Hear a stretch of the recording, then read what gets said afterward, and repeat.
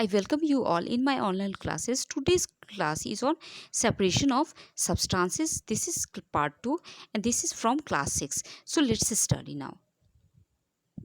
यहाँ पे हम लोग जो है हम लोगों ने थ्रेशिंग तक पढ़ लिया था पार्ट 1 में. Now next topic is winnowing. आज हम लोग जो पढ़ने जा रहे हैं वो टॉपिक हमारा है विनोइंग. विनोइंग जैसा वर्ड आया है यहाँ पे क्या आया है कि विंड से सेपरेशन. यहाँ पे क्या हो रहा है, विंड से सेपरेशन हो रहा है. ये जो मेथड है, ये मेथड में क्या होता है, जनरली जब थ्रेशिंग में क्या हम लोग करते हैं, सीड को अलग करते हैं स्टॉक से. तो फिर भी सीड के साथ कुछ वीड के लिप्स या कुछ ऐसे लिप्स जो नहीं होने चाहिए, जो कि हस्क है, जो भूसा है, तो वो उसमें आ जाता है.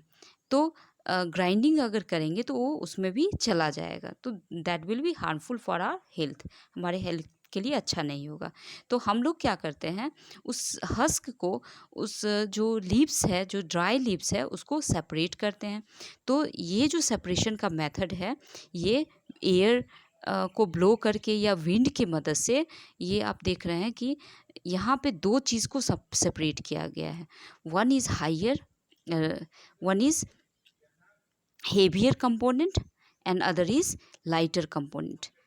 First is heavier component and lighter component. आप देख रहे हैं कि हेवियर कंपोनेंट जो है इधर हेवियर कंपोनेंट इधर जा रहा है और लाइटर कंपोनेंट इधर आ रहा है. So this is husk. अब ये हस्क जो है ये फॉडर के रूप में कैटल को दे दिया जाएगा. और यहाँ पे क्या हो रहा है, तो हम लोग यहाँ पे जो है दिस इज़ कॉल्ड सूप. अब ये लेडीज़ जो है प्लेटफॉर्म पे खड़े होके क्या कर रही है, तो ये करने से क्या हो रहा है कि जो ग्रेन के सीड है वो अलग हो रहे हैं और हस्क जो है अलग हो रहा है. तो ये very useful method for separating heavier component and lighter component. So now अब जो है फ्लोर जो है हम लोग बना लेंगे. और फ्लोर बनाने के बाद जो फिर भी कुछ कंपोनेंट आ ही जाते हैं. इतना कुछ करने के बाद पहले हमने थ्रेशिंग किया, जो भी सीड है, जो भी ग्रेन है, उसके बाद हमने विनोइंग किया. विनोइंग के बाद भी कुछ सीड जो है, कुछ हस्क जो है आ सकते हैं या कुछ ऐसे कंपोनेंट आ सकते हैं. तो फिर हम लोग सीविंग करेंगे. सीविंग में क्या होता है, छानना. जैसा कि आप यहाँ पे देख रहे हैं, यहाँ पे हम लोग आटे को क्या करते हैं, छानते हैं. तो छानने के बाद क्या होता है कि जो भी जो फाइन पार्टिकल है, यहाँ पे फाइन पार्टिकल मैंने कहा, बहुत ही पतले जो पार्टिकल हैं, बहुत ही छोटे पार्टिकल है, स्मॉल पार्टिकल नहीं, पाउडर्ड फॉर्म में जो पार्टिकल है, this is called fine particle. और जो बड़े कुछ पार्टिकल होंगे वो क्या हो जाएंगे, बिग पार्टिकल, वो सीव के ऊपर ही रह जाएंगे और इधर नीचे में क्या आ जाएगा, फाइन पार्टिकल. सो सेपरेशन यहाँ पे किसकी मदद से हो रहा है, this is called sieve. This is called sieve. तो उसमें क्या हो रहा था, विंड की मदद से हो रहा था. Now sieve is used for what. अब सीव जो है, सीव क्या होता है, सीव में जो है जो छन्नी होता है उसमें बहुत छोटे छोटे छेद होते हैं. और उस छेद होते हैं वो जो बड़े पार्टिकल होते हैं, जो बिगर इम्प्योरिटी है वो वहीं पे रह जाता है. जो बिगर इम्प्योरिटी है वो, जो भी होल है, सीव का जो होल है, जो सीव उसी के ऊपर रह जाता है. और जो लाइटर पार्टिकल हैं वो क्या होते हैं, नीचे आ जाते हैं. लाइटर पार्टिकल नीचे आ जाते हैं. तो दिस इज़ कॉल्ड सीविंग. और ये इसको कहा जाता है सीविंग. और सीविंग में क्या होता है कि अब बिगर पार्टिकल, बिगर इम्प्योरिटी जो सीप के ऊपर रह जाएंगे और फाइनर पार्टिकल जो होंगे वो नीचे चले जाएंगे. तो ये बहुत ही इम्पॉर्टेंट मेथड है थ्रेशिंग और विनोइंग के बाद भी कुछ इम्प्योरिटी रह जाते हैं तो उसको हटाने के लिए. लेकिन यहीं पे यूज़ नहीं किया जाता. जब कंस्ट्रक्शन के टाइम में क्या किया जाता है, जो पेबल्स हैं, सैंड पेबल्स हैं, स्टोन है, तो उनको भी हटाने के लिए ये जो इसमें मिक्स है, पेबल्स स्टोन्स किसमें मिक्स है, सैंड का. बट यूज़ जो होना है सैंड ही का यूज़ करना है.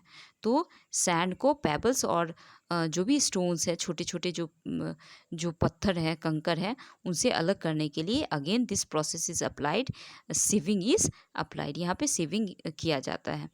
अब सीविंग के बाद जो है सीविंग जो है हमेशा किसका, फाइन पार्टिकल, पाउडर्ड पार्टिकल का किया जाता है, क्योंकि उस सीव में जो होते हैं वो क्या होते हैं कि छोटे छोटे होल होते हैं। नाउ सेकेंड नेक्स्ट प्रोसेस है हमारा sedimentation, decantation and filtration. So what do you mean by sedimentation, decantation and filtration? जब हम लोग जो है कोई भी जैसे जो राइस है, पल्सेस है, कुकिंग से पहले क्या करते हैं, खाना बनाने से पहले क्या करते हैं, चावल दाल सबको धोते हैं।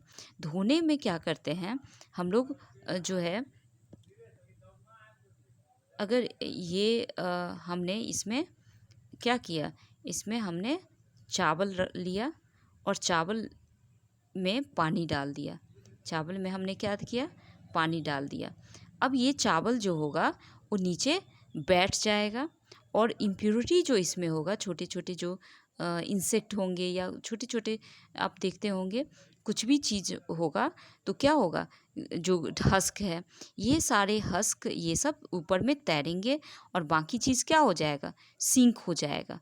जो ग्रेन है, जो जो चावल है, राइस है, जो पानी के अंदर बैठ जाए, जैसा कि आप लोग देखते होंगे, तो ये नीचे बैठ जाएगा। तो ये जो बैठना है दिस इज़ कॉल्ड सेडिमेंटेशन, ये जो बैठना है सेडिमेंटेशन है।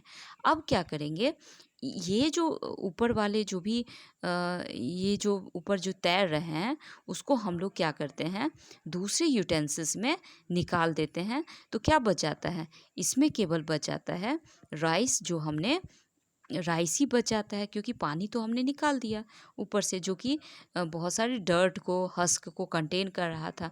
तो ये राइस जो है जो बैठ गया पानी में, तो उसको कहेंगे सेडिमेंटेशन। उसी तरह दाल को भी हम जब धोते हैं तो दाल नीचे बैठ जाता है और दाल में जो भी गंदगी है, जो लाइटर पार्टिकल है, वो पानी के ऊपर तैरने लगता है।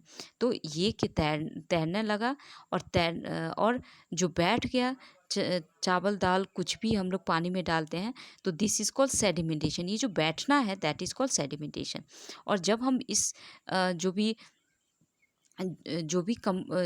भी पानी है इसके अंदर, उसको मान लीजिए कि चावल है बैठ गया नीचे और यहाँ पे पानी है, तो जब हम इस पानी को हम दूसरे यूटेंसिल्स में निकालते हैं तो हम लोग क्या कर रहे हैं, डिकेंटेशन कर रहे हैं। This is called decantation. So you can see decantation. यहाँ पे आप देख सकते हैं कि हेवियर कंपोनेंट जो मिक्सचर में है वो बैठ जाते हैं, सेटल कर जाते हैं जब उसमें पानी ऐड किया जाता है। तो पानी ऐड करने के बाद क्या होते हैं, वो सेटल कर जाते हैं। So this is called sedimentation. And जब पानी को बाहर रिमूव किया जाता है, जैसा मैंने बताया, जब पानी को रिमूव किया जाता है दिस इज़ कॉल्ड डिकेंटेशन। तो ये दोनों प्रोसेस हैं जो काफ़ी यूज़फुल है और जो कि हमारे अगेन हेल्थ के लिए इम्पॉर्टेंट है।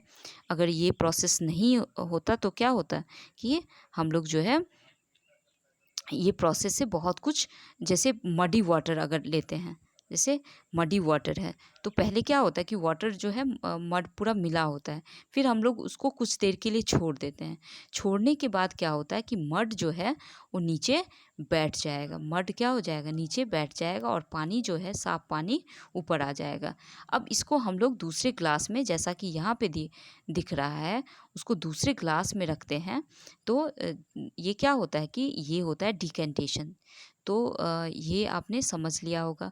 और फिल्ट्रेशन जो बहुत ईजी है, फिल्ट्रेशन में क्या होगा, जैसे हम लोग टी को अलग करते हैं, जो चाय बनाते हैं उसकी चाय की पत्ती को अलग करते हैं टी से, तो दिस इज़ फिल्ट्रेशन। इसमें क्या यूज़ करते हैं हम लोग फ़िल्टर करते हैं। तो सीविंग किस केस में होगा, सीविंग हमेशा सॉलिड के केस में होगा, लेकिन लिक्विड के केस में क्या होगा, ये होगा फिल्ट्रेशन। जैसे आपने जूस वाले के यहाँ दिखा होगा तो वहाँ भी फिल्ट्रेशन होगा। अब यहाँ पे क्या हो रहा है, ये क्या बन रहा है, फ़िल्टर पेपर का कोन बना के फिर इसमें जो फ़नल है उसमें डाला गया और डालने के बाद जो भी चीज़ें हैं उसको जो भी सब्सटेंस है वो थोड़ा बड़ा सब्सटेंस क्या होगा, फ़िल्टर पेपर में रह जाएगा और जो भी लिक्विड है वो नीचे में चला जाएगा। So this is type of filtration. जैसे फ्रूट जूस का हम लोग फ़िल्टर करते हैं, जैसे पनीर बनाते हैं तो उसमें भी, पनीर में भी फिल्ट्रेशन किया जाता है ताकि पनीर अलग हो जाए और लिक्विड अलग हो जाए।